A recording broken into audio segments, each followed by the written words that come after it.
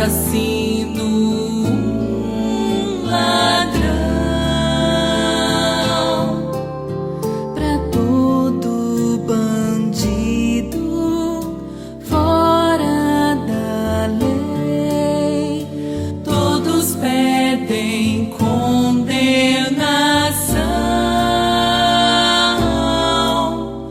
o que merece um pecador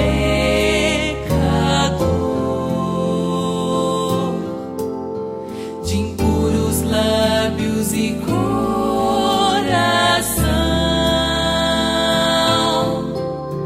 Não outro salário, não outro fim.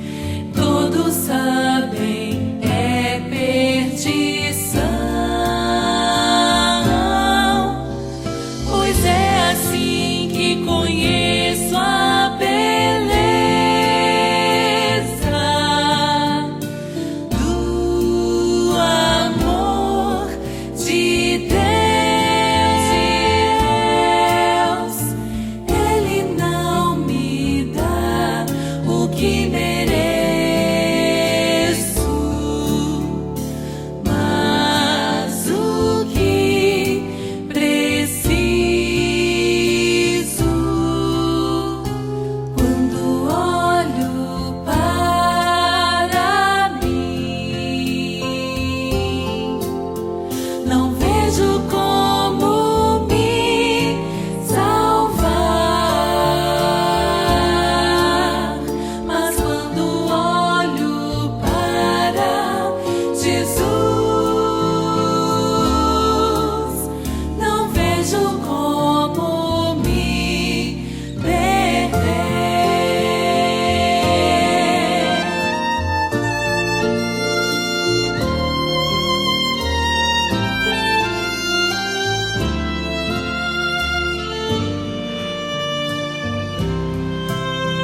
O que precisa um transgressor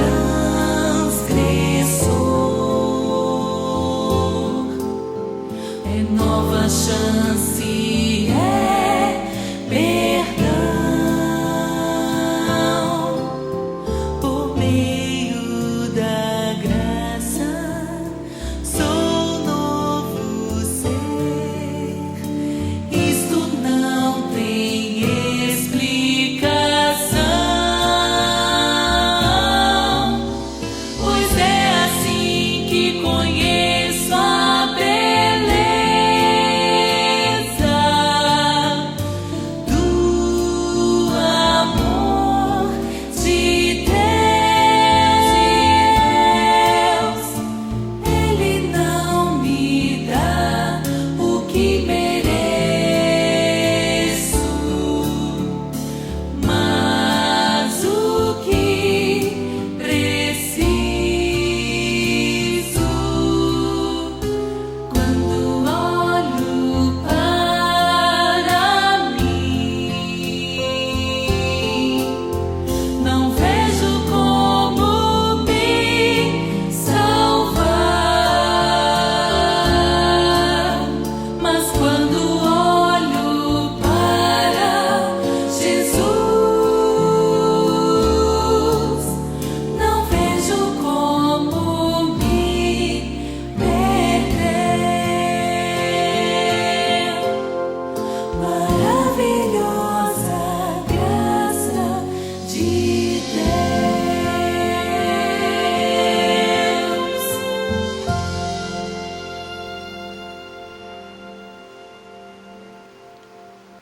Ó Senhor, nosso Deus amado, quando nós olhamos para dentro de nós mesmos, não podemos entender e nem ver como nós poderemos nos salvar. Mas quando olhamos para o Senhor, não conseguimos, Senhor, ver como nos perder.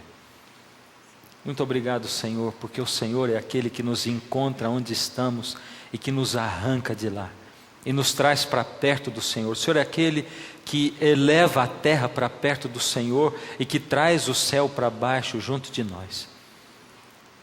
Ó Senhor, muitos dos seus filhos aqui andam longe do Senhor, sem tempo para o Senhor, desligados, vivendo nesse mundo.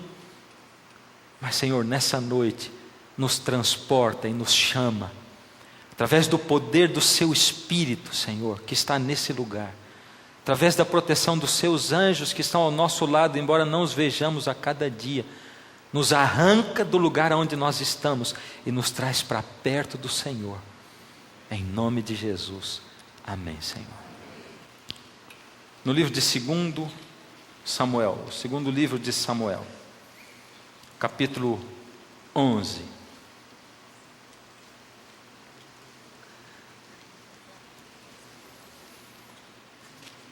Do verso 1 em diante.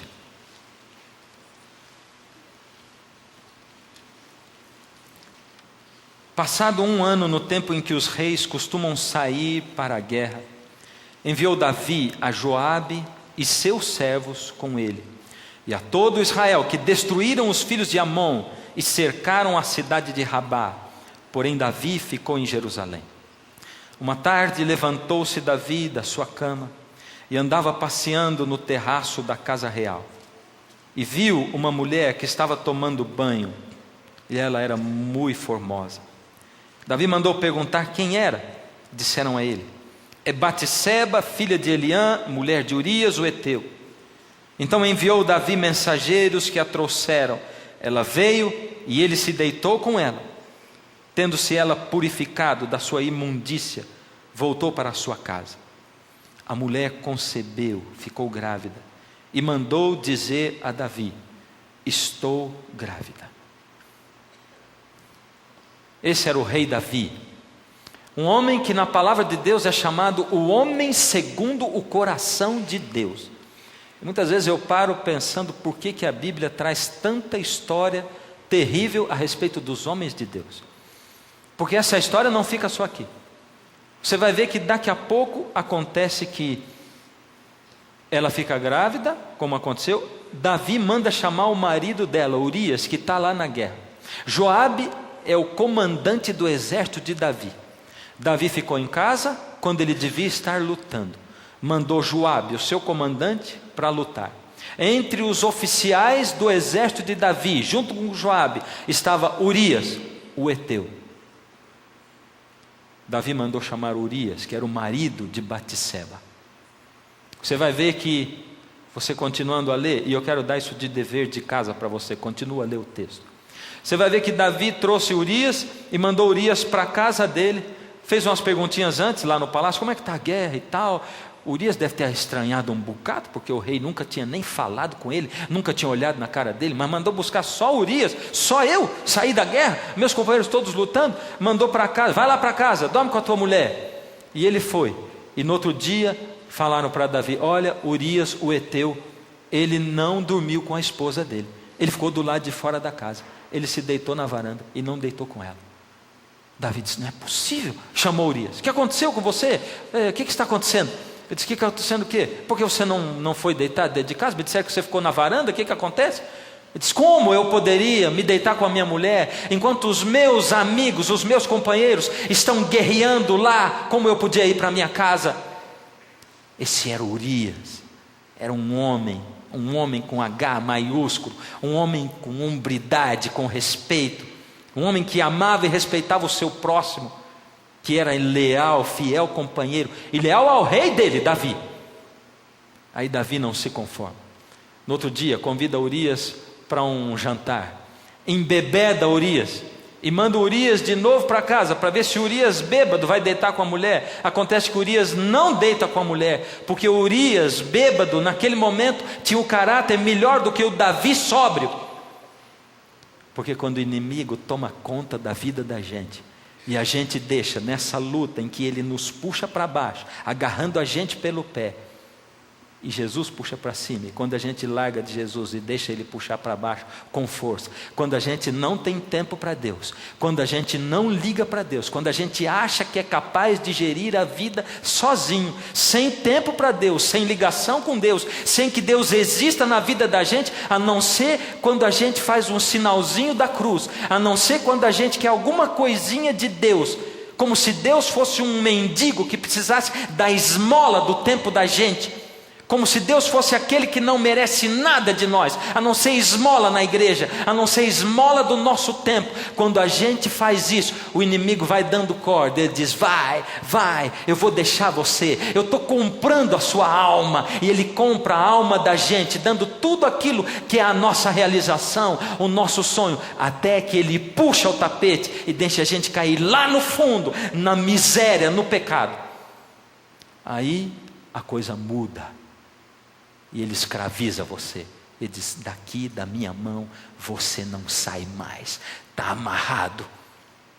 E ele amarrou Davi, porque Urias não se deitou com a mulher. E eu fico pensando, por que a Bíblia coloca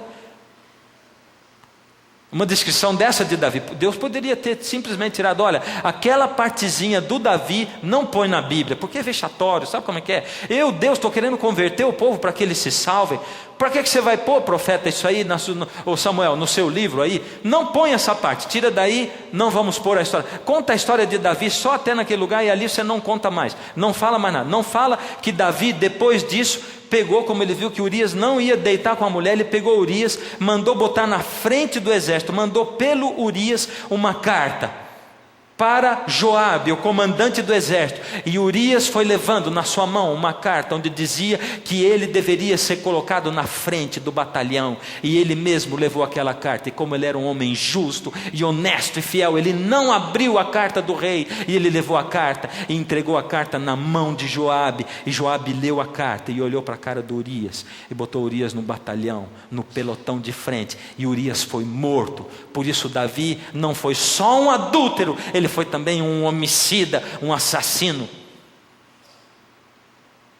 Como Deus coloca esse tipo de coisa na palavra de Deus? É para você e eu olharmos para a vida de Davi e vermos que nós também, miseráveis como nós somos, que você, com todas as tendências que você tem, com todos os defeitos que você tem, que você, com todo o passado seu do jeito que ele é, você com a miséria da sua vida, carregando os destroços de você, juntando o melhor e o pior, você tem condições de servir a Jesus e de ainda assim, apesar disso, ser chamado de o homem, a mulher segundo o coração de Deus. Porque Davi foi chamado o homem segundo o coração de Deus. Um tempo atrás eu estava ouvindo um disco antigo com um amigo meu, e ali estava cantando uma pessoa que depois de um tempo adulterou. E esse meu amigo diz assim: eu não gosto nem de ouvir esse negócio. Por quê? Me faz mal. Por que faz mal? É porque esse camarada que está cantando aí, ele adulterou depois disso aí, gravou esse negócio muito, depois adulterou. Isso me dá nojo. Como é que pode? Eu pensei, eu falei para ele: você tem nojo quando você lê Salmos? Ué, por quê? Ah, já entendi. Você está falando do Davi, né? Davi foi salmista. Aliás, foi o que escreveu maior número de salmos. E Davi, o salmista, ele adulterou e ele matou também. E você tem nojo quando você lê Salmos? Porque Davi foi essa pessoa? Não, não é? Mas você lembra do rei Davi, das coisas boas de Davi, porque o Senhor Deus um monte de vezes depois, e conforme você lê a Bíblia, você vê Deus dizendo: o meu servo Davi, o meu servo Davi, o meu servo Davi, porque ele era o homem segundo o coração de Deus, ou ele era o homem que tinha um coração dedicado a Deus. Davi era o que era. Davi era um pecador, era um miserável, mas Davi tinha dentro do peito dele um coração sincero, e isso fazia com que Davi não fosse um pecador profissional que vivia pecando, mas alguém que entre acertos e erros, acertos e erros, acertos e erros, acertos e erros, ele subia, ele não descia. Você vê que ninguém sobe assim. A gente, ser humano, sobe assim e assim. E tem alguns que vão assim, subindo e descendo, mas não saem do mesmo nível. E outros que vão subindo e descendo, mas eles descem mais do que sobem. E Davi descia e subia, mas ele mais descia do que subia. Qual era o segredo de Davi? E por que aconteceu isso com Davi? Porque Davi, que era rei em Israel, o homem segundo o coração de Deus, porque no momento da vida de Davi, quando o reino dele estava estabelecido, porque aconteceu um pecado como esse, tão terrível na vida de Davi, o pior de todos eles. Por quê? É porque Davi, depois de um tempo segurando na mão de Deus, ele abriu rombos na sua armadura espiritual. Eu estava lendo um livro outro dia, e ali o autor estava dizendo assim: a vida com Deus, ela não é uma corrida de 100 metros, aonde o corredor explode com toda a sua força, com toda a força dos seus músculos, para em 100 metros fazer o menor tempo possível. Ela é uma maratona. Ela demora 10, 15, 20 quilômetros. A vida com Deus é assim. E os momentos mais difíceis são os quilômetros do meio. Não é nem o começo e nem o fim.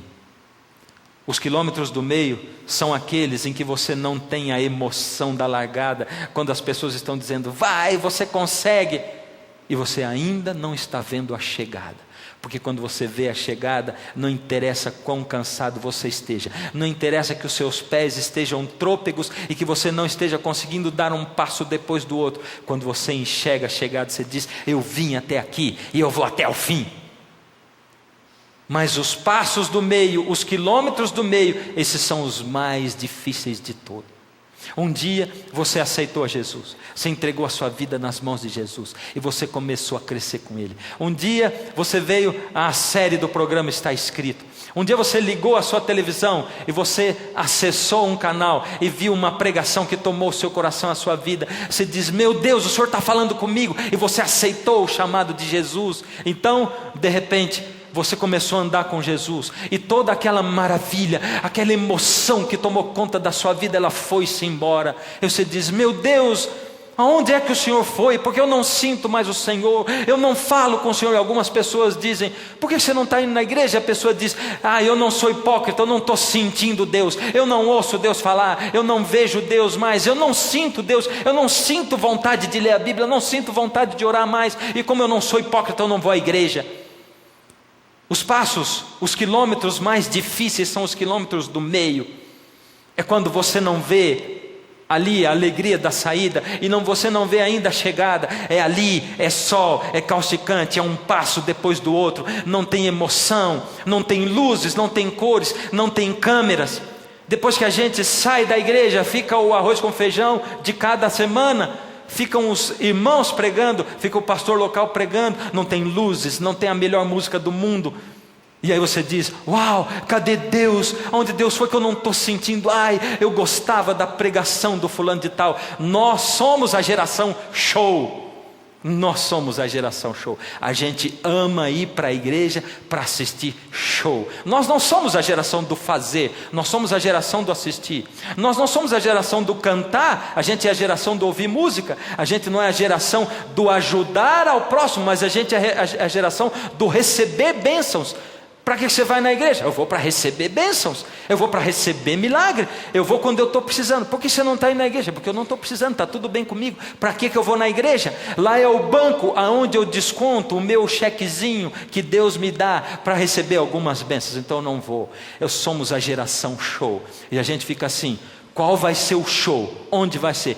Vai ter na igreja tal, fulano de tal vai estar pregando, e vai ter fulano de tal cantando. Uau, o show gospel é o que a gente fala, não é verdade? E a gente quer ver luzes, câmeras e ação. E nós vamos quando o show é bom. E quando não é bom o show, a gente não vai. Porque a gente não vai para encontrar Deus coisa nenhuma. A gente vai para satisfazer o nosso ego e o nosso prazer de assistir um bom show. E os sermões viram shows. Se o showman é bom, eu vou. Se o showman não é bom, eu não vou. E eu não vou por causa da palavra que está lá. E tem mais, quantas vezes a gente rejeita a palavra por causa de quem está falando. É esse que vai pregar hoje? Eu não quero nem ouvir, eu não vou. Se eu soubesse, não tinha vindo aqui. E o tempo todo, e quando a gente sai da igreja, sai da pregação, a gente diz assim, como alguém pode colocar uma pessoa dessa para falar? Olha o que falou, mas que tanta coisa. E muitas vezes, na maioria das vezes, 100% das vezes, aquela mensagem foi para você. E às vezes a mensagem é dura, não é? Mas a gente não gosta de receber mensagem dura. Porque a mensagem é dura quando ela fala exatamente tudo aquilo que você está fazendo de errado. Aí ela é dura.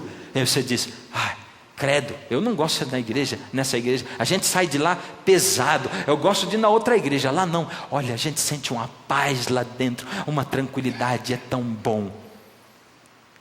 Nós somos a geração show. Davi pecou no melhor e no auge da vida dele. Davi pecou um pecado terrível, tenebroso, no auge da vida dele. Por quê?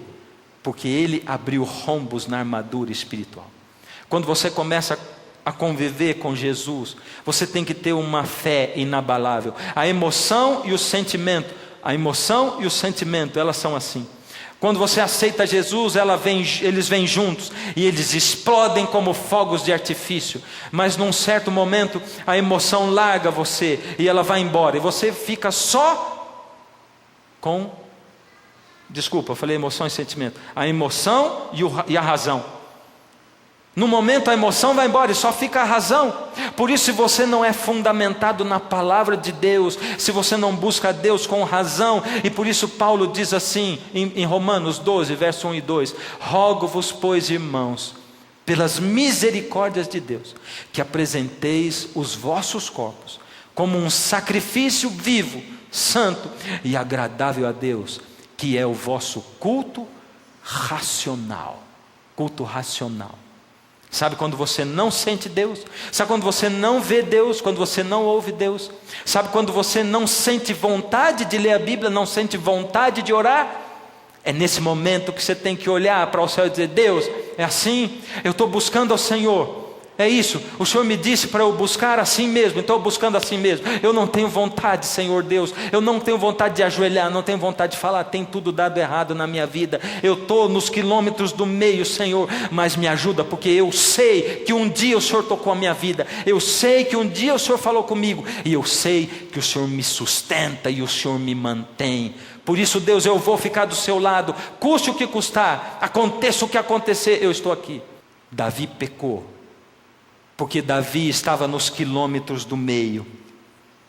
Não tinha mais emoção, porque ele tinha conquistado muito. E Davi, do alto da sua vitória, olhou para a sua vida, olhou para o seu cristianismo, entre aspas, e diz assim: como Deus tem me abençoado aqui em Israel. E eu não estou inventando. Eu quero que você leia esse texto comigo. Volta aqui um pouquinho atrás. Você está em 2 Samuel, capítulo 11. Você volta aqui no capítulo 5, verso 13. Desculpa, um pouquinho antes, verso 12. 5:12. Aqui diz duas coisas, dois rombos que Davi abriu na sua armadura espiritual. Reconheceu Davi que o Senhor o confirmara rei sobre Israel e que exaltara o seu reino por amor do seu povo. Esse é o primeiro rombo. Outro: tomou Davi mais concubinas e mulheres de Jerusalém, depois que viera de Hebrom, e nasceram-lhe mais filhos e filhas. Você entendeu os dois rombos da armadura espiritual? Vamos ler de novo o primeiro. Reconheceu Davi que o Senhor o confirmara rei sobre Israel e que exaltara o seu reino por amor ao povo. O que é esse reconheceu? É Davi sentado no seu trono, olhando e dizendo: olha tudo que Deus me deu, eu reconheço, Deus me confirmou rei sobre Israel. Olha a vida que eu tenho, eu já sou um tiozão, eu estou aqui, eu entreguei o coração a Jesus, eu estou dentro da igreja certa, eu sou um cristão de verdade, olha tudo que eu consegui, olha a minha família, eu já me estabeleci, agora eu sou inabalável. É a satisfação com a vida religiosa medíocre. Tem um jeito de você saber se você está bem com Deus ou não. Sabe qual é? Se você está satisfeito com a vida religiosa que você tem, é porque você não está bem com Deus. Porque a palavra de Deus é o pão da vida e Jesus é a água da vida. ela é a palavra de Deus, o pão e a água da vida, porque aqui a gente encontra Jesus. São elas que testificam de Jesus. Só que essa palavra, esse pão e essa água são diferentes. Quanto mais você come e quanto mais você bebe, mais sede você tem. Você tem mais vontade. Ela sacia uma sede interna, porque o Senhor Jesus diz assim: aquele que beber da água que eu dou nunca mais terá sede. Ou seja, você vai estar acima dos problemas, porém você vai ter mais vontade de buscar, e mais vontade da palavra, e mais vontade de Deus. E você vai olhar para você e dizer: não, o tempo que eu estou dedicando a Deus não é suficiente, eu quero mais tempo com Deus, e mais tempo. E vai ter gente do seu lado, da sua casa, olhando e dizendo assim: está ficando fanático agora, porque só quer pensar em orar, só quer falar de Deus, só quer falar de Bíblia. Mas é insuportável ficar do lado dessa pessoa agora. E outro dia alguém passou por mim pela porta e diz assim: nossa, mas eu estou vindo aqui, é uma maravilha, eu tenho uma vontade que a minha família esteja aqui, mas eles não vêm, eu já falei da vontade de arrancar eles de casa e trazer. Não faz isso, por misericórdia. Não arranca, não obriga ninguém a vir, porque eles vão achar você a pessoa mais chata do mundo, não está na mesma sintonia que você. Mas a gente tem essa vontade mesmo. O Senhor Deus faz isso na gente, e a gente tem mais vontade de Deus, tem mais vontade de ir à igreja, mais vontade de buscar Deus e procurar as coisas de Deus. É essa coisa. Mas Davi não. Davi de repente foi se afastando, se conformando. Está boa demais a minha vida, estou muito satisfeito do jeito que eu estou, que coisa maravilhosa o meu cristianismo, agora eu tenho paz no coração. Reconheceu Davi que o Senhor o confirmara rei sobre Israel. Você está satisfeito com a sua vida espiritual? Parou? Se estagnou? Sabe o que quer dizer reconheceu Davi? É o seguinte: a gente, quando nasce nesse mundo, nasce escravo do pecado. Sabe o que é isso? A gente nasce num rio caudaloso, uma correnteza terrível. A gente já nasce de boia. Esse rio caudaloso leva para uma cachoeira, um despenhadeiro, onde todo mundo vai morrer lá no fim. Esse é o mundo do pecado no qual a gente vive. A gente já nasce de boia, e todo mundo usa a boia nesse mundo. Um dia você encontra Jesus, e quando a gente encontra Jesus, a gente diz assim: fulano se converteu. Você sabe o que é conversão na lei do trânsito? Converter é ir para o lado contrário, é fazer assim, ó. Mas isso é um rio. Para ir nesse sentido, você vai contra a correnteza. A primeira coisa que você tem que fazer é arrancar a boia, porque nadar contra a correnteza de boia é impossível. Aí você arranca a boia, e aí você tem que começar a nadar. Antes era só ficar tranquilo, porque fazer o que não presta é muito fácil, é muito gostoso. E para onde vai? E sabe que os filósofos populares definem isso muito bem. Tem um que chama Zeca Pagodinho, e ele define dizendo assim: deixa a vida me levar, vida leva eu. Ele só não fala para onde está levando, é a pura realidade. Está levando para o inferno, mas deixa a vida levar. Leva, porque a vida leva mesmo. É só você ficar tranquilo. Você não precisa fazer nada para a vida levar você para o inferno. Você não precisa ir à igreja, você não precisa ler a Bíblia, você não precisa ter bons hábitos, você não precisa buscar a Deus nunca, nem na sua casa, em lugar nenhum. E tem mais, você pode deixar a vida levar. Se você tiver vontade de beber, você bebe. Tiver vontade de fumar, você fuma. Se você tiver vontade de fazer sexo com quem você quiser, você faz, na hora que você quiser. A Bíblia diz, Paulo diz, tudo, eu sou livre para fazer tudo. Eu posso fazer qualquer coisa. Eu sou livre para fazer qualquer coisa. É isso que ele diz. Eu posso fazer qualquer coisa, eu sou livre. É o que a Bíblia diz. Em seguida ele diz assim: mas nem tudo me convém. Por isso eu vou pensar muito bem naquilo que eu faço. Mas você, para a vida levar, é fácil. Você faz sexo com seu namorado, tudo bem. Faz sexo com outras pessoas também, enquanto você namora ou não namora. Conhece um monte de gente, experimenta. Trata o ser humano como matéria, não tem problema, como objeto. Faz isso.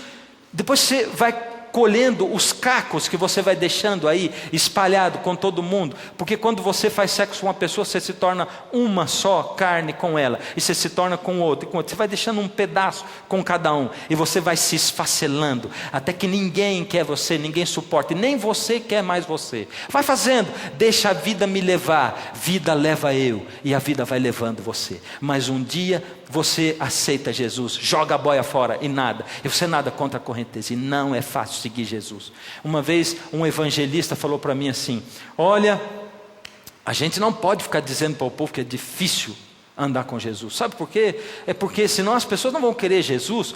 A gente tem que mostrar, sim, é difícil, mas Jesus ajuda. É verdade, Jesus ajuda, mas é difícil andar com Jesus? Sim. É difícil buscar Jesus? Sim, porque a gente tem que nadar contra a correnteza, e a gente não tem força para nadar contra a correnteza. Por isso é difícil. E tem mais, quando você estiver nadando contra a correnteza, todo mundo vai estar vindo ao contrário. Você tem que desviar deles, que eles não vão desviar de você. Se você não desviar, eles trombam para arrastar você junto. E vai ter gente que vai rir da sua cara, um monte. Vai dizer assim: olha lá o panaca nadando contra a correnteza. O que é que você está fazendo? Olha, eu estou tentando me salvar. Mas como se salvar? Veste uma boia, rapaz. Está todo mundo de boia. Você acha que só você está certo? É só a sua igreja que está certo? Todo mundo está errado. Mas Deus sempre contou com as minorias. Na arca entrou só Noé e a sua família. Quando Jesus nasceu, tinha mais animal assistindo do que gente assistindo. Deus sempre contou com a minoria. E Deus diz que o povo que vai estar esperando a vinda dele nos últimos tempos vai ser um remanescente, um restinho de povo. E um restinho de povo dentre o povo dele. Do monte de cristão é um restinho de gente que busca a Deus de maneira diferente, que não se conforma com a mesmice da vida, que ora mais, que busca mais, que lê mais a Bíblia e que vai buscando a Deus como quem busca a água da vida, como quem busca o alimento, como quem busca o ar e a respiração. É isso que Deus fala. Mas a vida vai levando e você tem que nadar contra a correnteza. No dia em que você parar de nadar, você não para. É um rio, esqueceu? Quando você para, o rio e a correnteza arrastam você. Davi reconheceu que o Senhor o confirmara rei sobre Israel. Parou de nadar. E o rio começou a arrastar Davi. Rombo na armadura espiritual. Sabe, quando você aceita Jesus, você entra no campo de batalha entre o bem e o mal. E você tem que vestir a armadura da fé. A palavra de Deus, a oração, a fé. O outro rombo que Davi abriu na sua armadura espiritual está ali no verso seguinte, é o verso 13. Tomou Davi mais concubinas e mulheres de Jerusalém depois que viera de Hebrom, e nasceram-lhe mais filhos e filhas. Tomou Davi mais concubinas. Ele não era rei? Era. Ele não tinha um harém de mulheres? Tinha. Mas Deus permitia, Deus suportava que ele tivesse aquilo. Mas não era, veja só o que Deus falou. Deus deu uma ordem para o rei de Israel. Isso está em Deuteronômio 17. 17,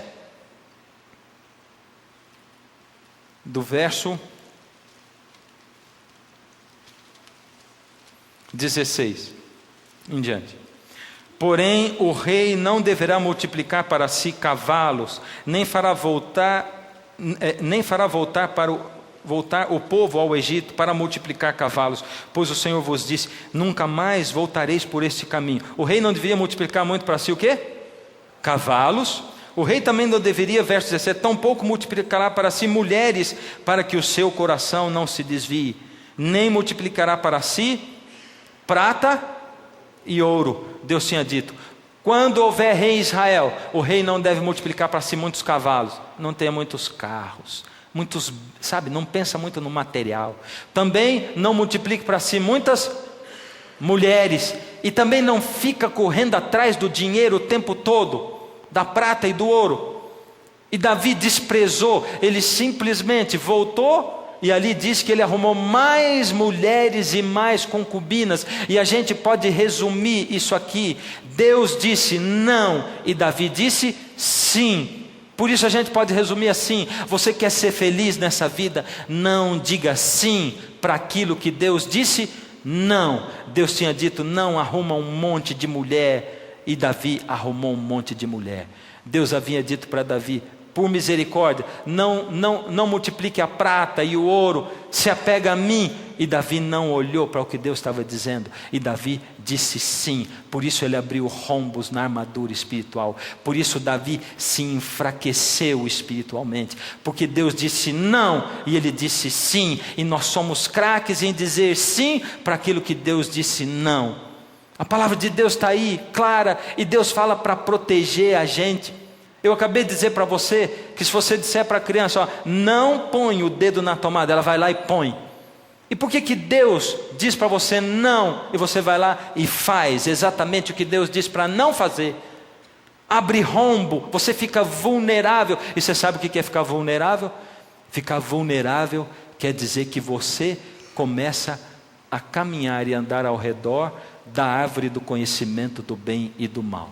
Tem pessoas que Satanás tem que tentar, e tem pessoas que ele não precisa tentar, ele precisa jogar fora, porque elas vivem querendo ser tentadas, ficam no pé de Satanás, procurando a tentação.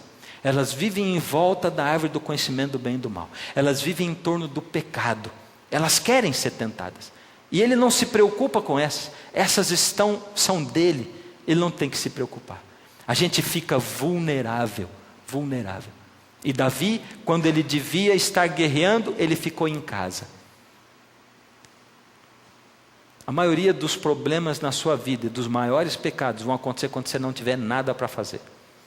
Vai acontecer de sábado à noite, começa na sexta à noite, sábado à noite, domingo, nas férias, nas madrugadas. Você não tem nada para fazer. Aí a sua mente começa. E você vai andar por sites que não é para você andar. Você vai se viciar em pornografia. E sabe, quando você experimenta uma coisa, você experimenta outra. Ninguém abre a janela um belo dia na sua casa e diz assim: está um belo dia para cometer um adultério hoje. Ninguém abre a janela e diz: um belo dia para cometer um assassinato. Não. Ninguém abre a janela e diz: está um belo dia para eu abandonar Deus e cair no mundo e eu quebrar minha cara no pecado. Não. Ninguém abre a janela e diz assim: está um belo dia para começar a beber cerveja e morrer de cirrose hepática lá na frente, porque eu vou mudar para pinga e para tudo isso, eu vou ficar um viciado. Não. A gente sai do esquema só por um momentinho de liberdade, de prazer. E daquele tem outro. Da pornografia, você deturpa. Se você já fez sexo com tantas mulheres que você quer fazer com uma pessoa do mesmo sexo, aí você quer fazer com 2 e 3. E a televisão, o lixo está aí para dizer para você assim: vai que é bom, experimenta, você é livre para fazer tudo. E você vai se vendendo, e vai vendendo a sua alma. E se é bom, por que você se sente um lixo cada vez que você faz? Por quê? Se é bom, por que você se minimiza e você se sente o tapete do universo inteiro que limpa o pé em você? Por quê? Por que você olha para trás e diz: a minha vida é miserável, eu quero construir uma outra vida? Se é bom, por que você sente isso? Fala para mim. A maioria das desgraças vão acontecer aí. Davi devia estar lutando, mas ele ficou em casa, confortável. Por isso ele tinha dormido a tarde inteira. Ele se levantou para andar no seu terraço. E ele foi caminhar em torno da árvore do conhecimento do bem e do mal. Porque Davi sabia que do terraço do quarto dele podia ver a casa, o quintal da casa de alguns oficiais. E ali ele viu o que não era para ver. Ele viu Batseba, uma mulher linda, maravilhosa. Porque a Bíblia não fala muito formosa para ninguém, para pouca coisa. E ele diz que Batseba era muito formosa. Ela era muito bonita. E ela estava tomando banho. E Davi olhou. Isso me lembra o seguinte: Salmo capítulo 1. Você já viu o Salmo capítulo 1 encenado? Eu vou encenar agora o Salmo capítulo 1 para você, só o comecinho dele. Bem-aventurado o varão, o homem, que não anda segundo o conselho dos ímpios, não se detém no caminho dos pecadores e não se assenta na roda dos escarnecedores. Antes o seu prazer está na lei do Senhor, e na sua lei medita de dia e de noite. Você percebeu que tem uma dinâmica nisso aqui? Primeiro, ele anda no conselho dos ímpios. Depois ele se detém no caminho dos pecadores. E depois ele se assenta. Davi andou no terraço. Davi viu e parou.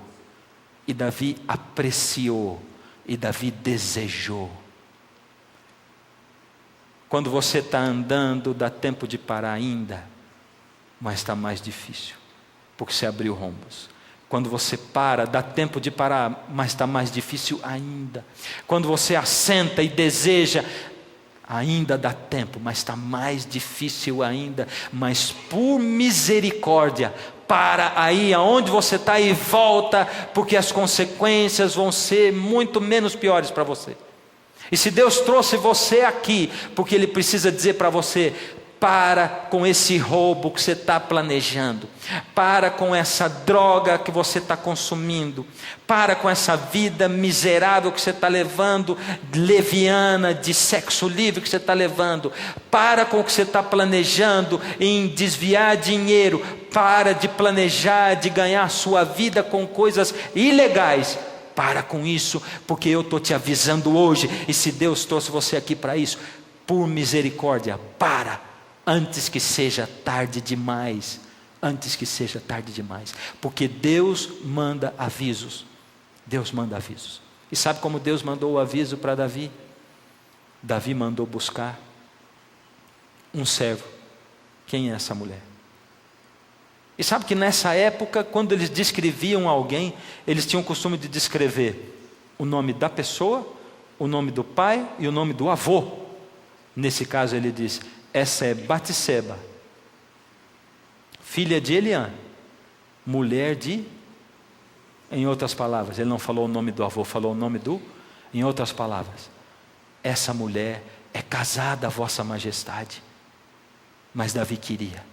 E sabe que quando você deseja o pecado, você olha para ele, nesse momento, tudo na sua frente é real, menos Deus. Você não quer ouvir falar de Deus. São aqueles momentos em que você caminha para o pecado e diz assim: Deus, para de falar na minha mente, para de falar nos meus ouvidos, para de falar comigo, Deus, porque eu quero fazer o que é errado. Eu decidi, eu quero ter esse prazer, eu quero me entregar a isso, Deus. Eu não quero saber de Deus, eu quero isso e não muda a minha vida, porque eu quero isso. E você não sabe que Deus troca os prazeres, porque lá no Salmo 1 diz assim: antes o seu prazer está na lei do Senhor, na sua lei medita dia e noite. E eu pensava: quem será o ser humano capaz de gostar, de ter prazer, de meditar na lei do Senhor de dia e de noite? A lei do Senhor era a Bíblia que Davi tinha. Como alguém pode ter prazer assim na Bíblia? Até que Deus me deu o prazer de ler a Bíblia e de ouvir Deus falando pela Bíblia e pela sua palavra. E aí o prazer foi aumentando e eu fui descobrindo que Deus tira alguns prazeres sujos que eu tenho e Ele vai trocando por prazeres eternos e gostosos. E eu pensava: mas como alguém pode ter prazer de ler a Bíblia? A Bíblia é um livro chato, mas Deus foi me dando prazer nesse livro. Como eu posso ter prazer em comer cenoura crua? Como eu posso ter prazer em comer essas outras coisas que não engordam? Como eu posso ter prazer? E tem um monte de gente que fica perguntando para mim se eu fiz cirurgia de redução do estômago, cirurgia disso, daquilo. E queridos, eu não fiz cirurgia de nada, eu não tenho nada contra ninguém que fez a cirurgia. Quando você tem um tumor no estômago, quando você tem alguma hérnia, você opera e tira. E o obeso, ele é doente. Eu sou doente da obesidade. Então se você fez a cirurgia e foi bom para você, é ótimo. Mas o Senhor Deus teve que ir arrancando o meu prazer pelas gorduras, pelas frituras, pelos chocolates, por tudo que detona com a minha saúde, e começou a me dar prazer por coisa crua, por vegetal, por alimento assim. Logicamente que eu ainda gosto daquelas coisas, mas Deus me deu prazer por essas coisas. Eu tenho prazer de ler a Bíblia, eu tenho prazer dessas coisas, e Deus tem feito isso de 1 ano e meio para cá. E é milagre na minha vida, porque eu sempre amei comer tudo quanto é porcaria. Eu sempre amei comer, você sabe, se você já me viu na televisão antes 35 quilos mais gordo, você sabe. E faz 1 ano e meio que eu vou dizer para você, antes quando eu olhava para um viciado, um drogado, e eu tinha que aconselhar, eu pensava, queridos, como eu posso aconselhar esse camarada a dizer que ele pode sair do vício dele, se eu sou viciado em comida? E alguém pode até dizer: mas você não vai comparar com um viciado em maconha, em cocaína. Eu vou comparar sim, porque quando ele deixa das drogas, ele não põe mais a droga na boca, mas eu tenho que comer 3 vezes por dia. É como se dissesse para o viciado: você vai usar um pinguinho, um grão de maconha todo dia, um grão de cocaína todo dia. Você tem que medir o que você come, e eu tenho que ter contato com a comida 3 vezes por dia. E se você é viciado em comida, seja você obeso ou não, você sabe do que eu estou falando, porque você se entrega para o vício da comida, você detona com a sua saúde, tanto quanto com qualquer outra coisa. A gente detona com a saúde da gente, comendo. Antes o seu prazer, Deus coloca novos prazeres no coração da gente. Davi olhou e desejou, e nada mais era real para ele, a não ser aquele prazer de ter aquela mulher. E ele fez a desgraça. Aí o resto é fácil. E quando acaba aquela noite de prazer, aí você olha para trás e diz: que miserável que eu sou. Como é que eu pude comer tanto de novo? Como é que eu pude me drogar de novo? Como é que eu pude me prostituir de novo? Como é que eu pude me entregar de novo? Como eu pude fazer isso? Como eu sou miserável. E a gente vive colocando na nossa vida essa alternância de prazer e desgraça, de prazer e desgraça. Pelo menos quando eu estou tendo prazer eu me sinto bem. Você se sente bem 5 minutos e se sente mal 24 horas. É assim que acontece. Você tem 2 reações. Jesus trouxe você aqui hoje. Jesus fez você ligar um canal de televisão. E quando você, na mão do Senhor Jesus, quando você encontra Jesus e dá a mão para Ele, quando você olha para Jesus e dá a sua mão para Ele, Jesus puxa você, e Jesus leva você, e Jesus encontra você do jeito que você está, e aonde você está. Por isso, dá a mão para Jesus. Jesus trouxe você para aqui. Se apega com Jesus. Quando o profeta confrontou Davi, ele disse: pequei contra Deus, pequei contra Deus.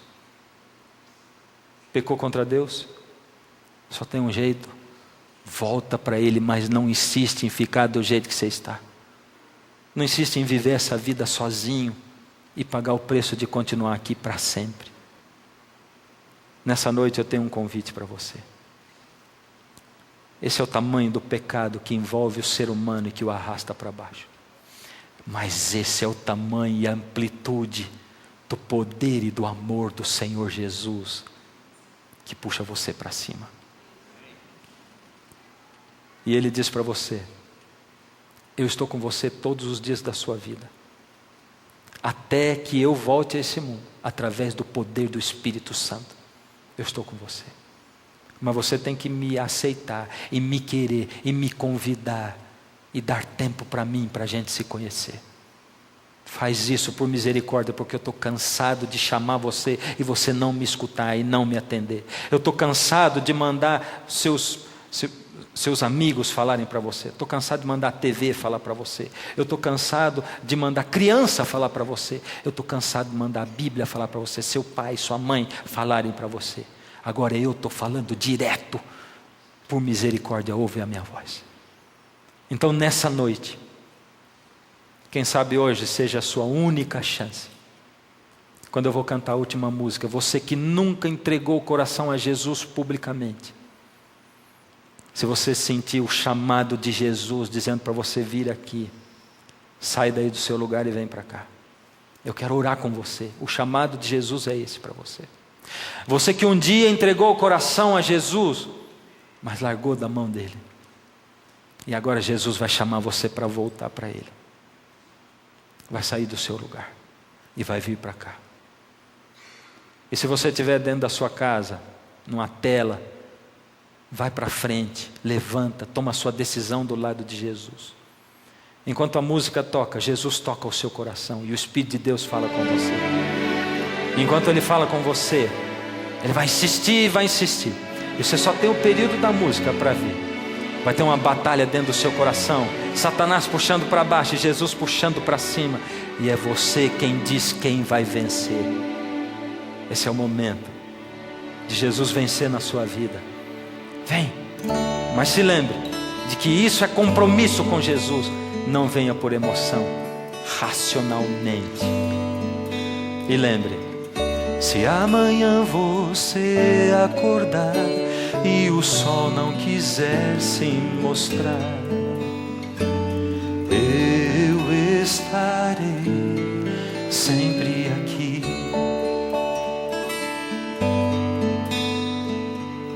E se as trevas te derem temor, quero dar o meu amor. Eu estarei sempre aqui. Sempre aqui estarei para ser sua calma, para dar paz à sua alma. E estarei sempre aqui. Se você estiver chorando, se ganhando, perdendo ou lutando, sou o seu Deus. Estou sempre aqui. Se Jesus está falando com você, não fica aí. Vem. Esquece o que está do seu lado e lembra: se amanhã você acordar e o futuro incerto for, eu estarei sempre aqui, esperando por você. Tão certo como é o sol nascer, o amor irá crescer. E ainda eu estarei sempre aqui. O que você está esperando?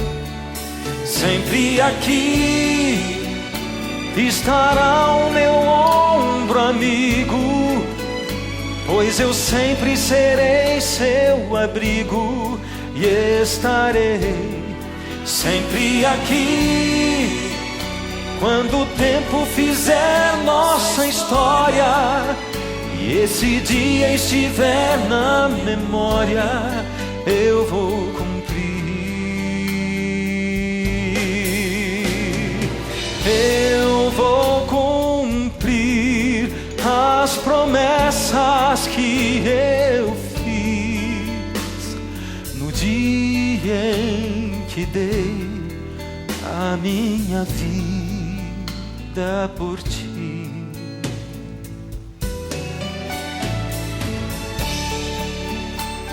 Jesus está olhando para você de lá da cruz. Ele está dizendo para você: e ainda eu estarei sempre aqui. E como o sol que sempre irá nascer, o amor sempre irá crescer.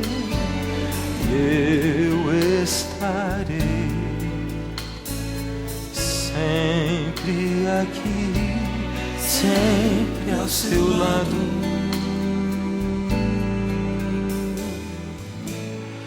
Sempre aqui.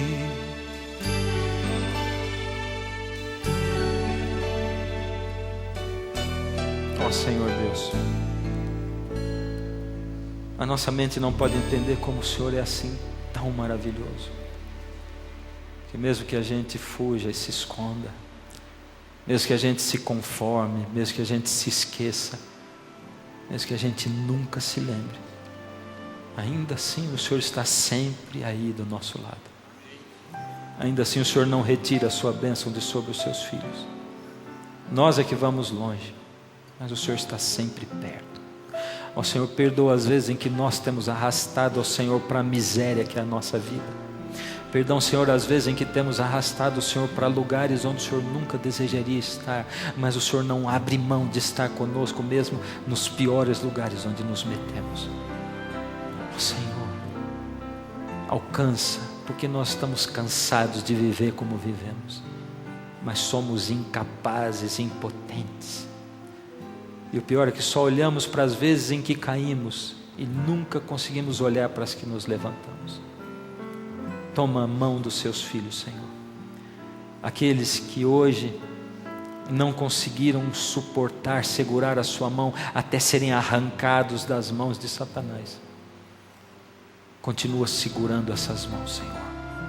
Continua ali do lado deles.